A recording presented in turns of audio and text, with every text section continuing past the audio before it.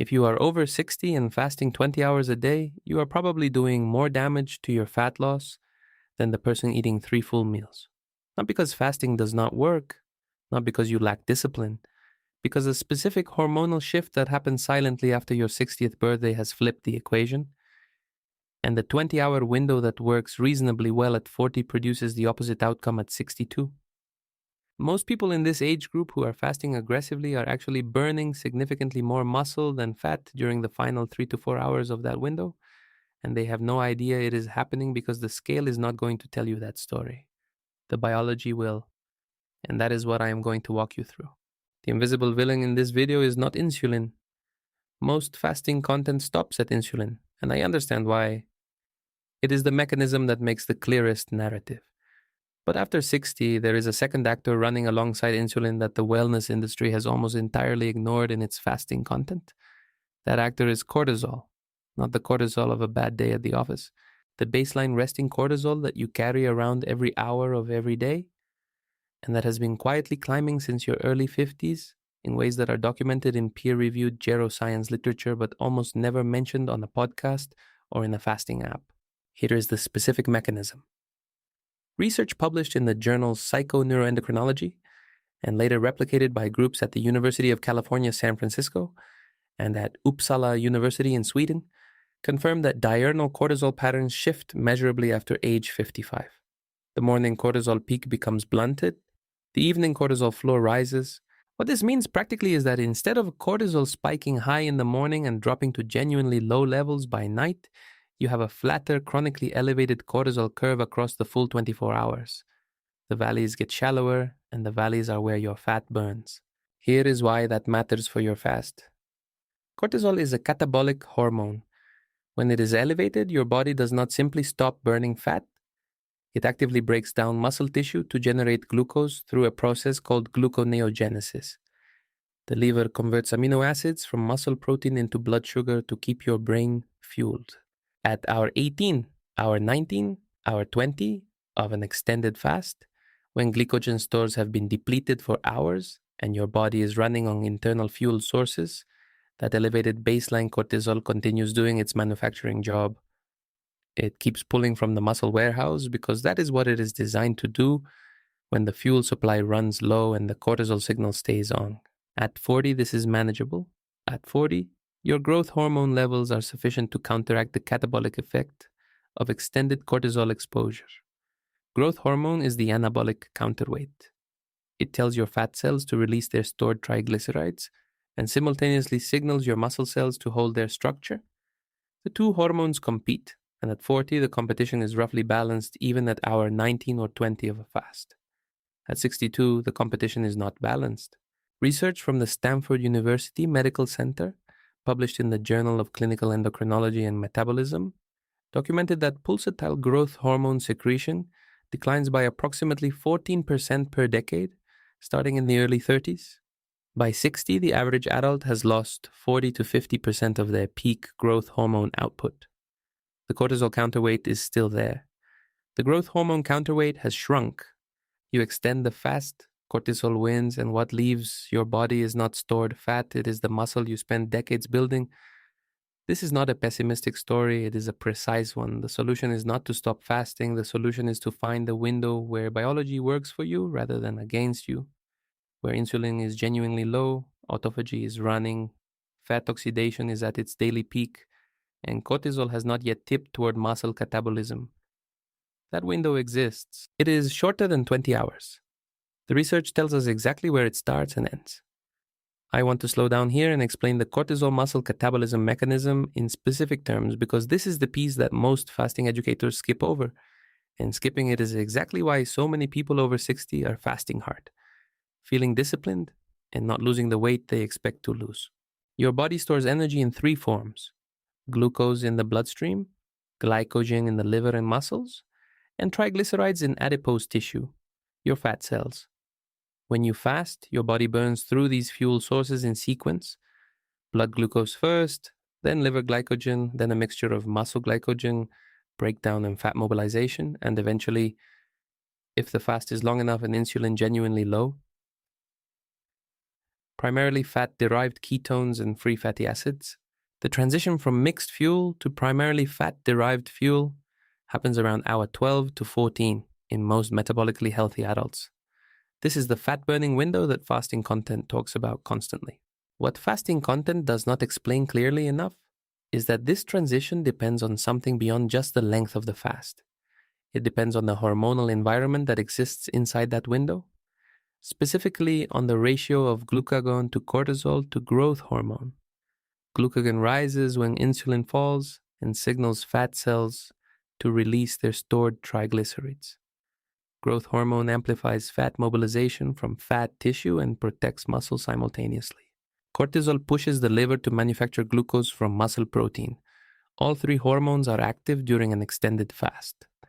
The fat-burning outcome you get depends on which of the three is doing most of the driving. Before 60, glucagon and growth hormone typically dominate the fasting hormonal picture in hours 14 through 18. After 60, the growth hormone signal is weaker and the baseline cortisol is higher. This shifts the balance. Your fat cells are releasing triglycerides, yes, but your liver is simultaneously running a parallel manufacturing process, breaking down amino acids from muscle tissue to make glucose. That is fueled by the cortisol signal that never fully quiets down at night the way it did when you were younger. Research from the Buck Institute for Research on Aging in Novato, California, quantified this effect in adults between 60 and 72 with no prior metabolic diagnosis.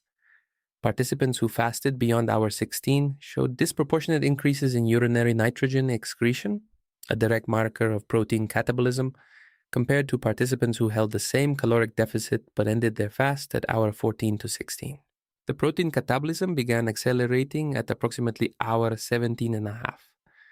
The fat oxidation rate did not increase proportionally to justify the additional muscle loss. More fasting was producing more muscle breakdown without producing more fat loss. The crossover point where extended fasting begins costing muscle faster than it burns. Fat appears to arrive approximately 4 hours earlier in adults over 60 than in adults in their 30s and 40s. This is the finding that almost nobody is talking about in mainstream fasting content. Not because the research is obscure. The Buck Institute's work has been cited in multiple geroscience reviews, but because the fasting industry is structured around longer equals better. More hours of restriction equals more discipline equals more results. That narrative sells apps, courses, and supplements. It does not always sell the biological reality of what happens in an aging body during extended caloric absence.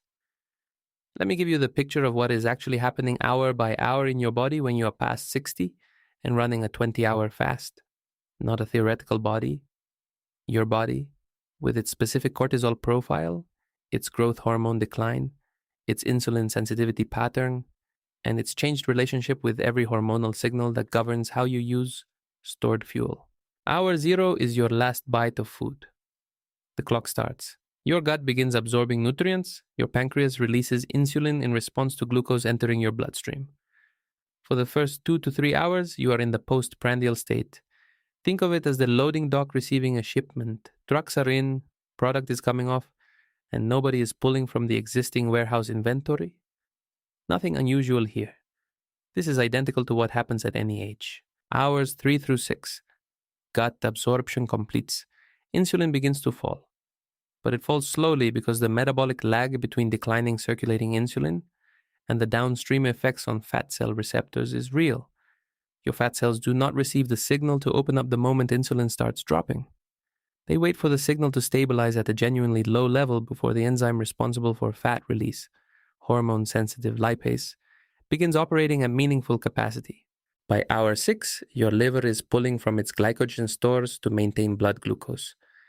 Fat oxidation has begun at baseline levels. The warehouse is still locked, but the inventory count has started. Hour 8 through 10. Liver glycogen depletion is accelerating. Lipolysis, due to the breakdown of stored triglycerides into free fatty acid, is ramping up as insulin continues falling and glucagon rises. Your body has accepted that no food is coming soon. The warehouse doors are beginning to open. Fat is being released into the bloodstream. For most adults over 60, this is also the point where the divergence from younger fasters begins. Your insulin sensitivity is lower than it was at 40. Research from the National Institute on Aging in a paper by Ferrucci and colleagues published in the journal Aging Cell, documented that fasting insulin clearance rates slow measurably with age. Insulin falls more slowly after a meal in a 65-year-old than in a 40-year-old consuming the same food. Your warehouse doors are opening, but on a slower hinge than 2 decades ago. That slower hinge is not a reason to fast longer. It is a reason to understand exactly what happens next, which is what Chapter 2 covers. Hour 12. This is the stage that most health coverage treats as the meaningful threshold, and it is significant, but not quite for the reasons usually described. Around hour 12, liver glycogen approaches depletion. Your liver, which has been releasing glucose steadily to maintain blood sugar, is running low on its direct supply. This forces a shift in fuel strategy. Your liver begins converting incoming free fatty acids, released from fat tissue by lipolysis, into ketone bodies, specifically acetoacetate, beta-hydroxybutyrate, and acetone. Ketones are not a diet trend. They are a survival mechanism your physiology developed across millions of years as an alternative fuel. Your brain, heart, and major organs can run on when glucose supply runs insufficient. Measurable ketones begin appearing in blood around hour 12 to 14, depending on metabolic flexibility. Essentially, how practiced your body is at making this fuel switch. For most adults over 60, this switch takes slightly longer than it does in younger adults. The enzymatic machinery responsible for ketogenesis is still functional, but the signaling cascade that activates it runs through the same age-sensitive hormonal pathways that govern everything else we have been discussing. Think of it as the body shifting from burning the logs in the fireplace to beginning to burn the furniture. Efficient, effective. A clear signal that the system is committed to internal fuel sourcing. At hour 12, you are genuinely in fat-burning territory. The warehouse is open, the shelves are being pulled from, and the operation is running. Hour 14. Here is where the picture for anyone past 60 begins to split from the standard fasting narrative. Two things happen simultaneously around hour 14 that most fasting guides either do not address or dramatically undersell for this age group. First, autophagy, the cellular self-cleaning process by which cells identify, dismantle, and recycle damaged proteins, malfunctioning organelles, and accumulated intracellular debris, is showing its first measurable elevation. Yoshinori Osumi won the Nobel Prize in Physiology or Medicine in 2016 for mapping the molecular machinery behind how autophagy works. His research confirmed that fasting-induced autophagy, triggered specifically by caloric absence and low insulin, is one of the most powerful cellular maintenance mechanisms currently documented in human biology. At hour 14, the cleaning crew has clocked in. Second, and this is the part that almost no fasting content aimed at older adults ever explains, your muscle protein synthesis rate has been declining steadily since your last meal. Research from the University of Texas Medical Branch, led by Elena Volpi and colleagues and published in the American Journal of Clinical Nutrition, documented that adults over 60 show meaningfully reduced anabolic sensitivity compared to younger adults. This means your muscle tissue requires a stronger hormonal signal to initiate repair and growth, and it begins breaking down more readily during caloric absence. At 40, hour 14 of a fast is where your growth hormone is rising and your muscles are protected. At 63, hour 14 is where your declining growth hormone output is being partially outpaced by the cortisol that has been quietly elevated all night. The cleaning crew is working, the warehouse shelves are being pulled from, and in the background, at a level you cannot feel, the factory that makes your structural material is being quietly dismantled to fuel the operation. Hour 16. This is the finish line that the mainstream fasting world has handed to tens of millions of people as their optimal target. The 16-8 protocol. Fast 16 hours, eat in an 8-hour window. It is on every podcast, in every best-selling fasting book, across every social media feed that touches metabolic health. And here is what the research actually shows about hour 16. Not in a 40-year-old, but in a body past 60. A 2018 study published in Cell Metabolism by Sutton and colleagues at the University of Alabama at Birmingham compared a 6-hour eating window against a 12-hour eating window in adult men. The 6-hour group, meaning an 18-hour fast, showed significantly better insulin sensitivity, lower blood pressure, reduced oxidative stress markers, and superior fat oxidation rates, all without any difference in total caloric intake between groups. The mechanism was not calorie restriction, it was the length of the metabolic signal itself. 16 hours is a real benefit. 18 hours produces a categorically different hormonal state. But here is what that Saturn study could not tell you. Because its participants were middle-aged men with prediabetes, not adults over 60 with age-altered cortisol profiles, the threshold at which the fat-burning benefit of additional fasting hours is overtaken by the muscle catabolism cost of extended cortisol exposure is not fixed across all ages.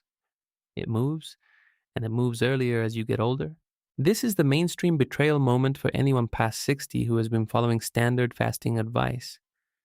The protocols built on the Sutton study, on Sachin Panda's circadian biology research at the Salk Institute, on Mark Mattson's work at the National Institute on Aging, all of that research produced genuinely important findings. All of it has been communicated to the public in a form that strips out the age-stratified nuance that makes those findings applicable or inapplicable to any specific person's biology.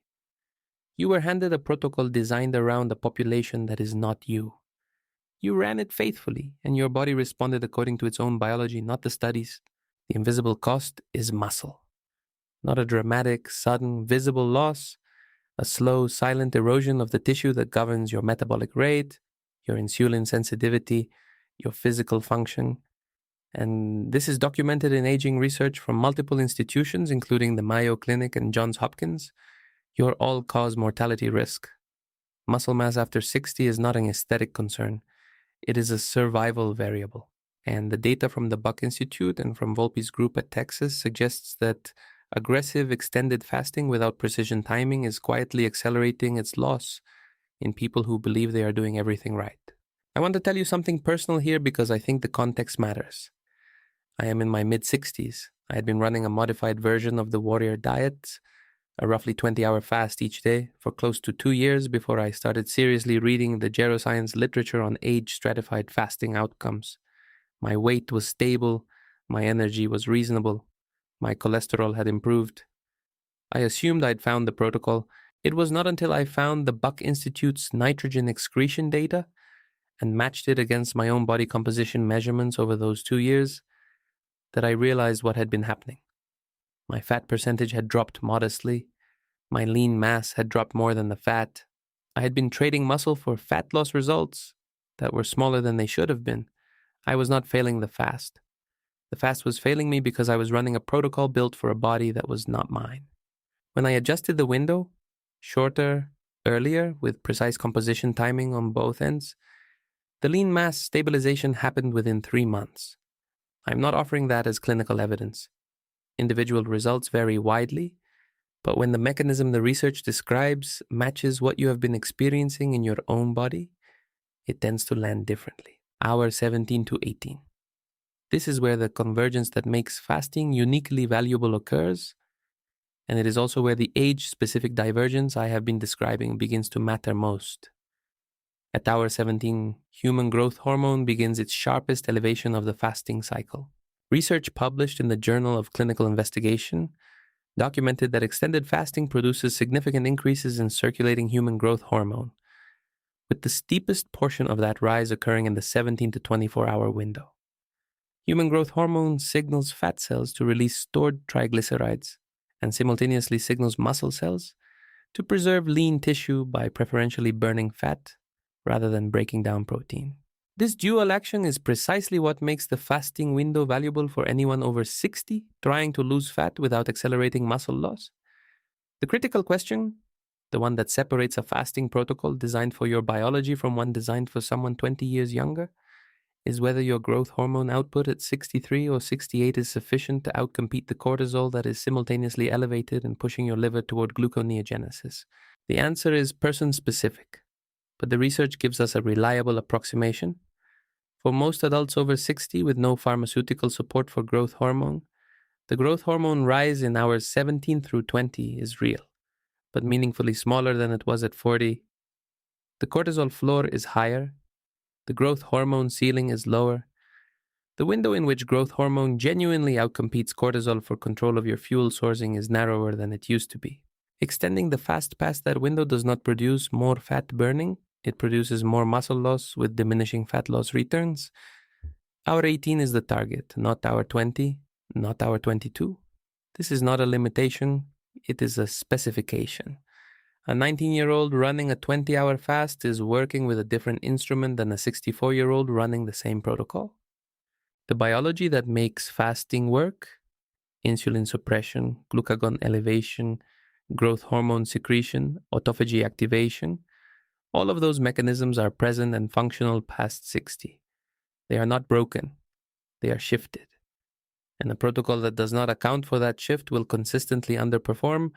The answer is not longer, it is calibrated. What that calibration looks like in practice, the specific numbers, the timing, the composition of what you eat when you break the fast, is what the next chapter covers entirely. Here is the protocol. It has a name, the peak protocol, and it has 3 components, each with exact numbers. P stands for position the window earlier than you think is necessary. E stands for end the fast at hour 14 to 16, not beyond. A stands for anchor your first meal with 30 to 40 grams of protein preceded by fiber. K stands for keep the window consistent within 60 minutes every day of the week, not just weekdays. 4 letters, 4 variables. Each one carries a specific number that makes the difference between a fasting protocol working for a 60-year-old body and one that is quietly working against it.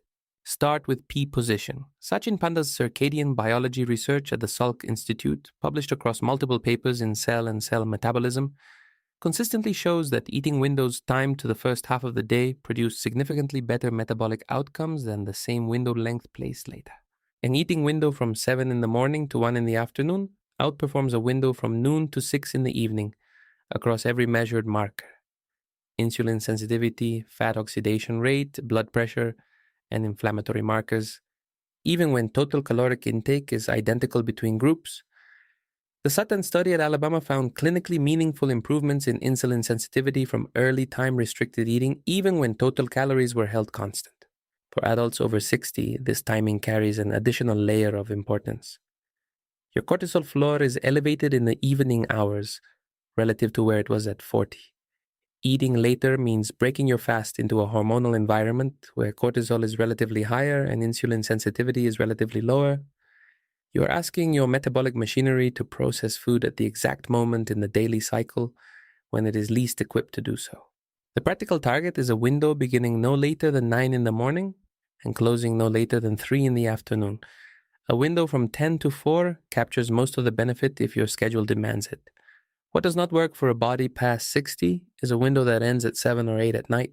Now E, end the fast at hour 14 to 16, not 17, not 18 for most people over 60, not 20.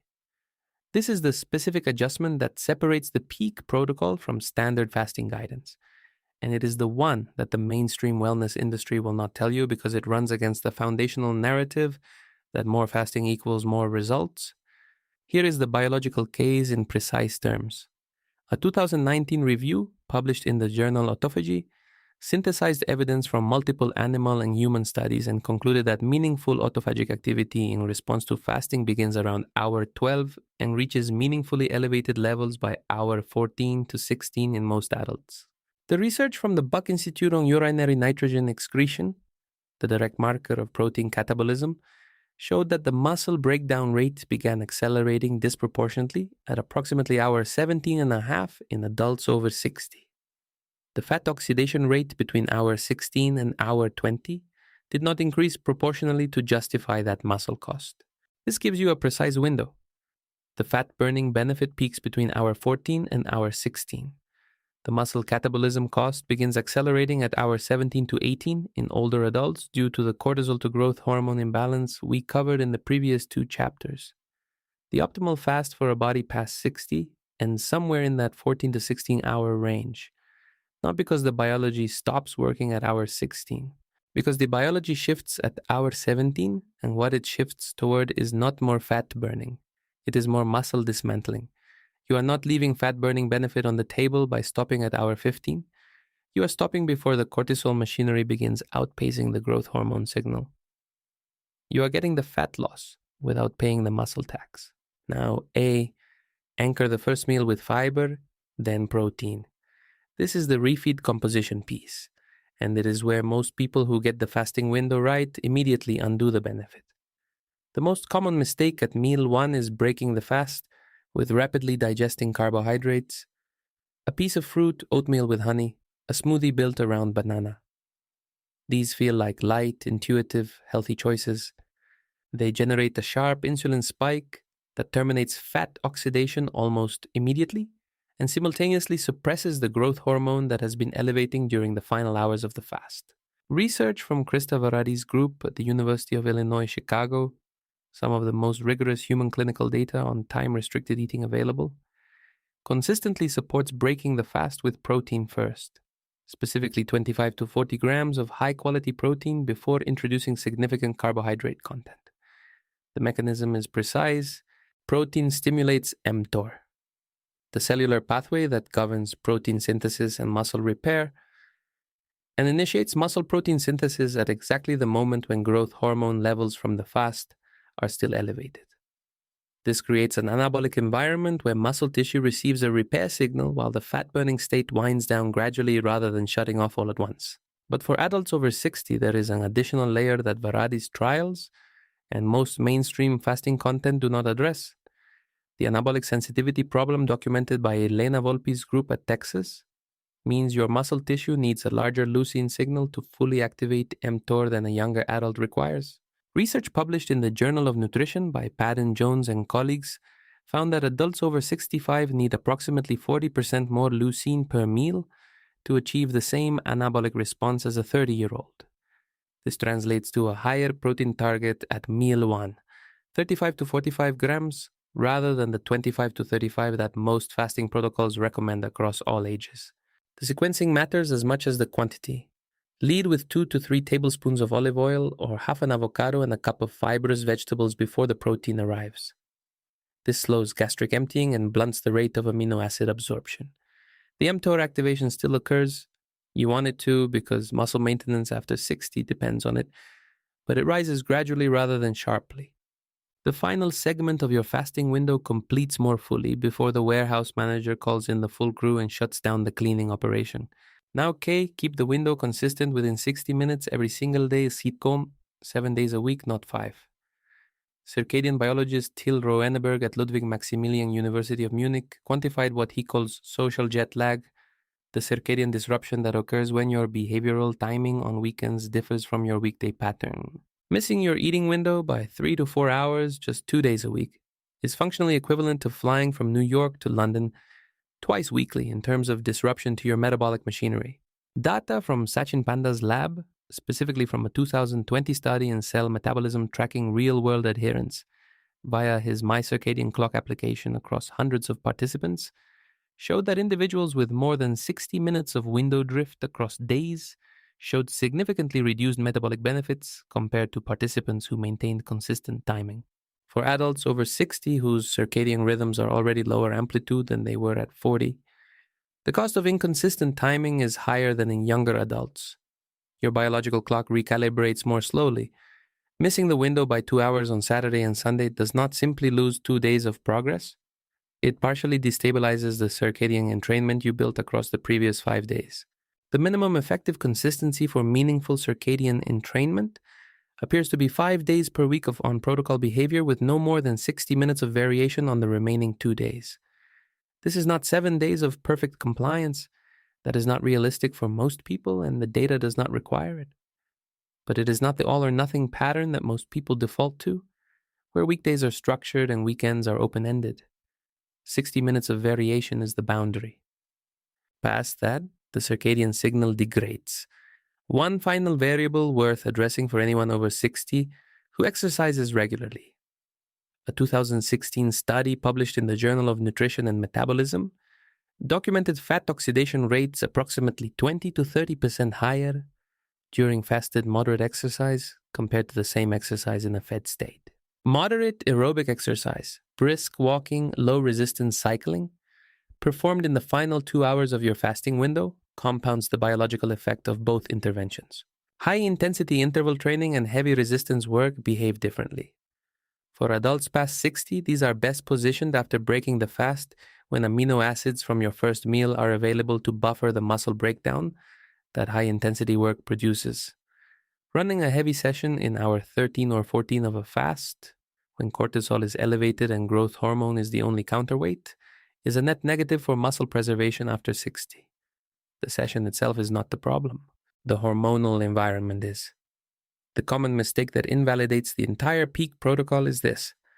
People who correctly shorten the fast and correctly anchor the first meal with protein, then break their circadian consistency on weekends because they believe the protocol is working well enough that 2 days of flexibility will not matter.